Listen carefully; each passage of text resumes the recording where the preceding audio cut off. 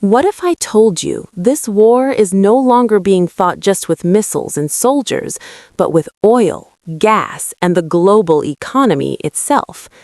Pipelines are exploding, gas fields are burning, oil tankers are stuck at sea, and suddenly the entire world is feeling the shock.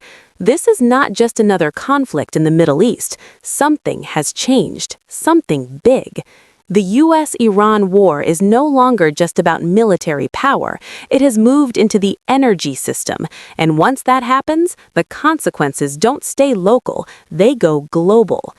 To understand this, you first need to realize one simple truth. In today's world, energy is power.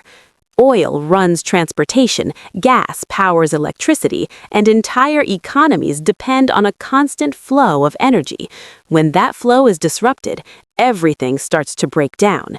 Industries slow, prices rise, and people feel it in their daily lives. This war didn't suddenly shift overnight. It escalated step by step. At first, the focus was on military targets, strategic positions, and political pressure. But then, something critical happened. Energy infrastructure became a direct target. Major gas facilities were hit. Oil installations faced attacks. Export terminals were damaged or forced to shut down. And in response, retaliation followed. But not just against military bases, against energy systems. That's when the rules changed. Because when you attack energy, you're not just attacking a country, you're shaking the entire global economy. This is what makes this phase of the conflict so dangerous. It's no longer about who wins on the battlefield, it's about who can create the biggest economic disruption. Think about it like this. If you destroy a military base, you weaken your opponent's defense. But if you disrupt their energy supply, you weaken their entire system, their economy, their industries, their daily life.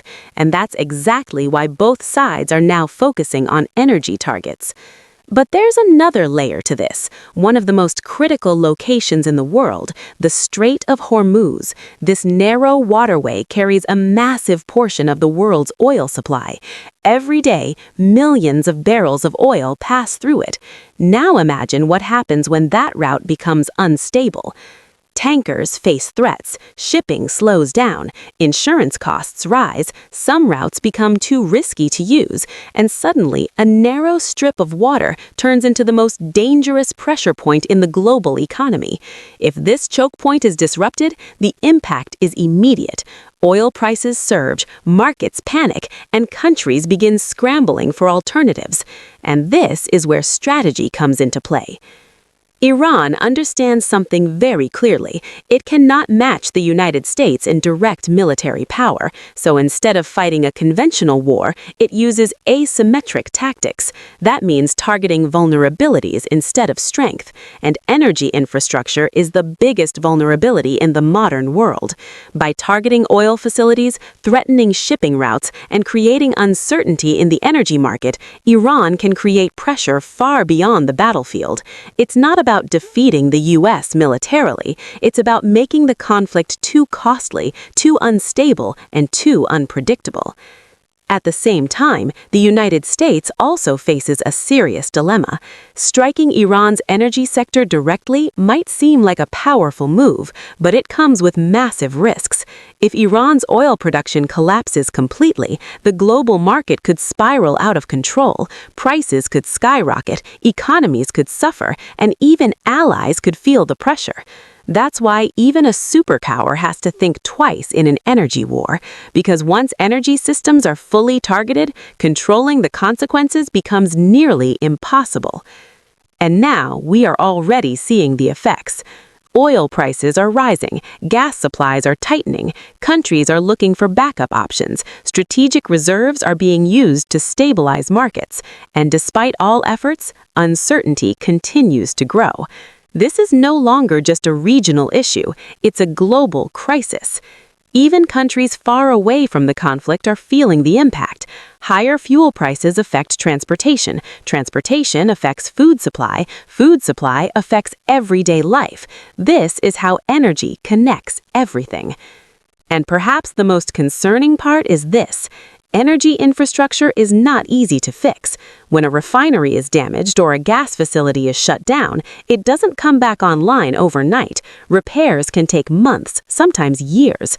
That means the effects of this conflict could last long after the fighting slows down.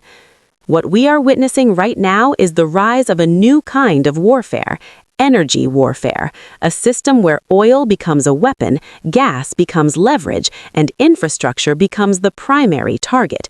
The battlefield is no longer just land, sea, or air, it's the global economy itself. This changes the nature of conflict completely because now every country is involved, even if they're not directly fighting. Everyone depends on energy, and when energy is disrupted, no one is truly safe from the consequences. So why has the U.S. Iran war moved into the energy system? Because energy is the most powerful tool available. It creates maximum impact without direct confrontation. It allows weaker powers to challenge stronger ones, and it spreads pressure far beyond the battlefield, reaching every corner of the world.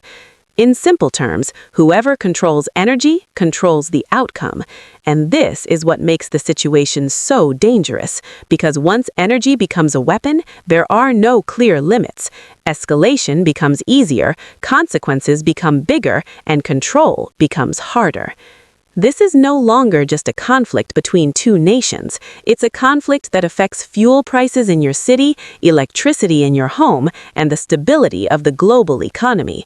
And the truth is, this may only be the beginning, because the moment war enters the energy system, it stops being just a war and starts becoming something much bigger. So the real question is, are we watching a temporary escalation or the start of a completely new kind of global conflict? And if this continues, how far can it go?